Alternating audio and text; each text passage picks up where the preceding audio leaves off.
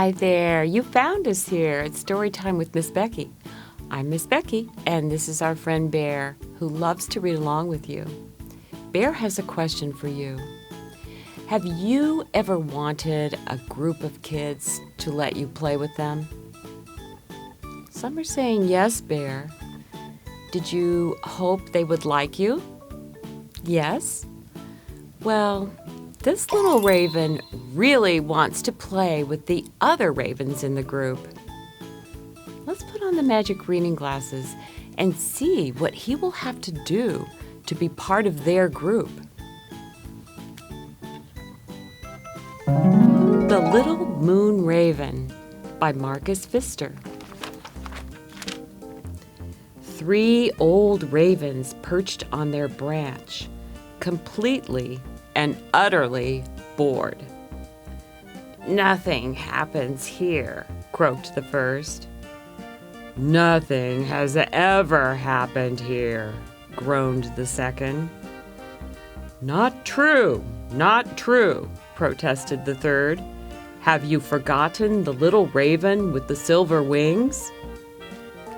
"Silver wings? He only had silver wings in your dream." "You've forgotten." And so the old raven began to tell the story. All the new little ravens in our flock had hatched, except one.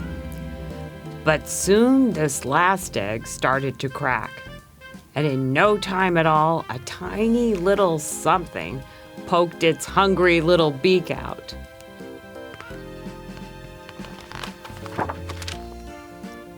After a few days, we gathered around the nest to have a look at the newcomer. "Oh my, it's so puny," I said and laughed. "10 of that could fit into 1 egg," said another. "And that will grow into a raven?" croaked a third.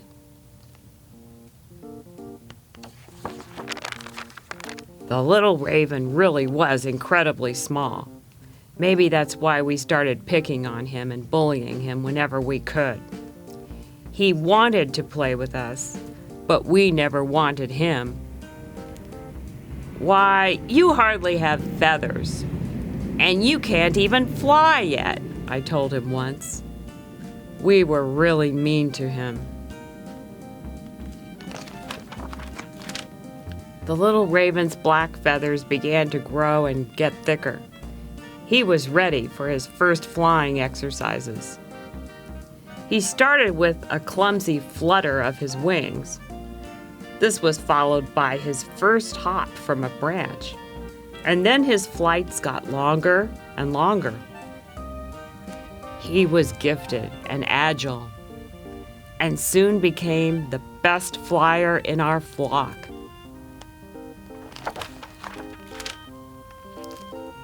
"Can I play with you now?" the little raven asked us one day. "Of course," I said. "You just have to fly up to the moon, and when you come back, we will play with you." "To the moon?" asked the little raven nervously.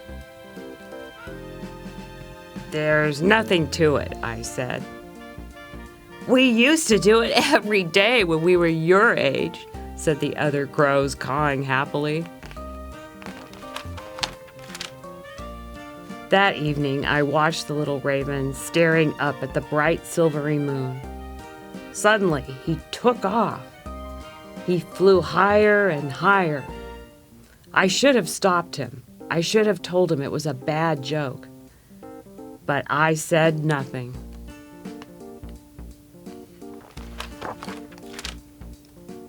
I fell asleep, but in my dream I saw him flying still higher, the beating of his little heart thundering in my ears. When he was close to the moon, a harsh, blinding light lit up the sky. It took a moment before I could see clearly, but then I saw him. He was gliding high above, his wings glittering silvery and as bright as the moon itself.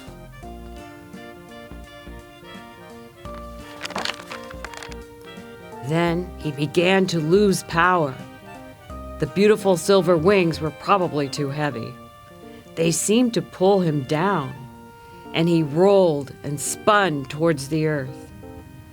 I opened my beak to scream, but then his heavy silver wings caught the wind above me. I woke up completely confused and could not sleep a wink for the rest of the night. The next morning, we found the little raven. He was lying in a hedge close to our oak tree. I was sure he had come closer to the moon than any other bird. The little one had the heart of a real fighter, but now he lay there lifeless. We all leaned over him and waited for some sign of life. His mother sobbed quietly, and I was afraid.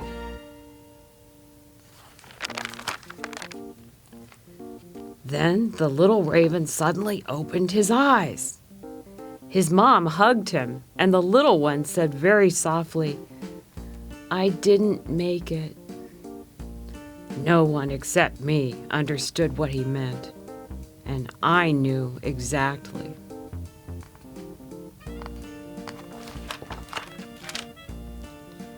"We didn't make it either," I stammered. "I told you that just to get rid of you. I never thought that you would really try to fly to the moon. Can you ever forgive me?" Instead of answering, the little raven rose into the air and called, "Come on, let's play." It was only then that we noticed the silver feather shining in the little raven's wing. Together, we followed him up into the bright, clear morning sky.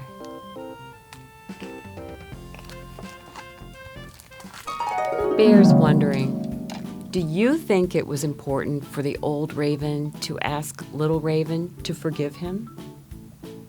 Yes. Was he a bully? Yes, Bear. All the old ravens were bullies. So when little raven said, "Come on, let's play," do you think he showed he could forgive them?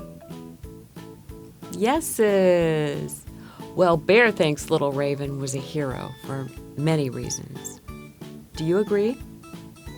Bear also hopes you come back soon for more adventures in being the best you can be. Bye for now. Please subscribe.